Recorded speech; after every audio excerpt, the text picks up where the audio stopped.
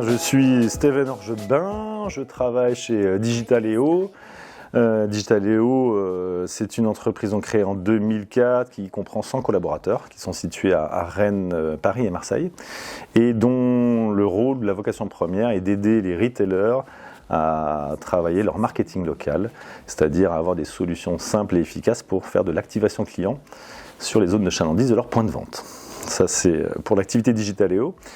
Et en ce qui me concerne, moi je suis directeur général adjoint en charge des revenus, donc je m'occupe de l'ensemble des équipes commerciales et des équipes Customer Success au sein de Digitaléo.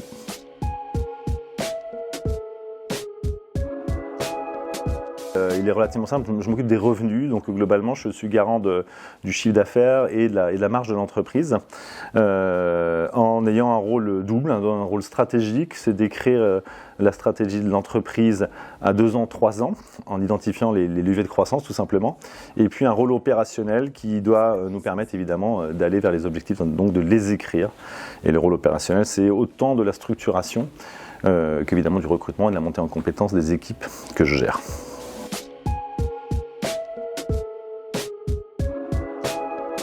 Alors je vais parler plus globalement du métier du commerce que je maîtrise bien, parce que c'est l'ensemble de ma carrière que j'ai fait sur des métiers commerciaux.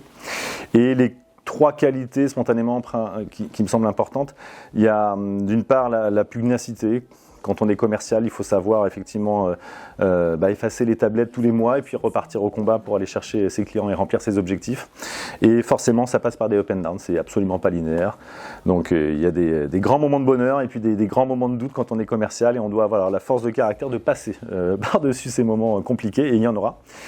Je dirais la curiosité. La curiosité, elle est hyper importante quand on est commercial. Il faut savoir appréhender finalement son territoire de jeu. Et si on n'est pas curieux, on n'aura jamais une vision plutôt exhaustive de quel est mon potentiel sur mon territoire de jeu. Et puis d'identifier finalement les prospects que la concurrence n'aurait peut-être pas spontanément pensé aller voir. Et la dernière qualité qui me semble assez fondamentale, c'est l'organisation. Les bons commerciaux sont souvent feignants, il faut le savoir. C'est-à-dire qu'ils sont à une productivité plus, un minimum d'efforts pour un maximum de résultats. Et ça passe quand même beaucoup par une organisation qui soit rodée dans le temps, mais qui soit quelque chose d'efficace. Voilà. Ne pas se disperser, c'est important.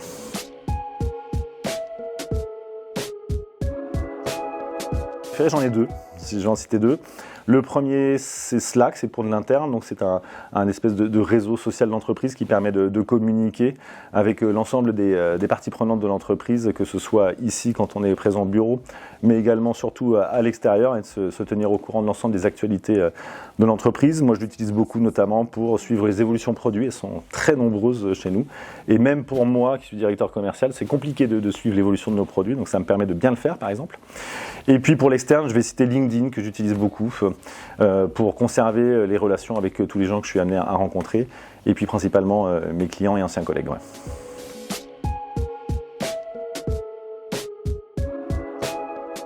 Alors il y a un truc qui m'a accompagné toute ma carrière et qui m'accompagne encore aujourd'hui, ce qui me passionne. Encore une fois, je ne vais pas faire une réponse de Normand, il y a 2 choses qui sont importantes. Le premier, et c'est un levier de motivation fort me concernant, c'est le fait d'apprendre. Et je suis sur un marché avec des technologies mouvantes, en perpétuelle évolution, un marché qui est toujours très challenging, et donc la nécessité de se tenir à jour, c'est une nécessité, c'est une obligation, c'est pas quelque chose d'optionnel, donc ça c'est important, et tant mieux, moi ça me fait partie des choses qui me motivent, d'apprendre. Et puis l'autre point, j'ai choisi ce métier parce que c'est un métier d'interaction. C'est un métier d'interaction, chaque journée est différente, et personnellement je me nourris des interactions que je peux avoir avec mes commerciaux et puis l'ensemble des collaborateurs de la boîte, et puis bien sûr avec les clients et prospects que je suis amené à rencontrer ou partenaires marché, et ils sont nombreux.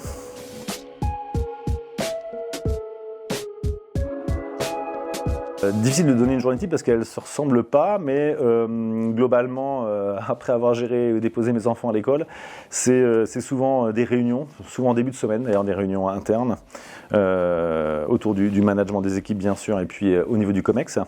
Et derrière, ça va être parfois des rendez-vous prospects sur des affaires assez dimensionnées. En général, j'interviens que sur des affaires plutôt dimensionnées, ou des rendez-vous clients évidemment pour aller voir les clients, s'assurer de leur satisfaction. Donc allez, on va dire typiquement 1 à 2 réunions par jour et 2 à 3 rendez-vous clients.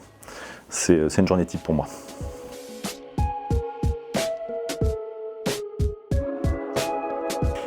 C'est le fait de tenter des choses en fait. Après c'est des questions de génération, mais nous on a été éduqués à rester dans un cadre, c'est moins le cas aujourd'hui.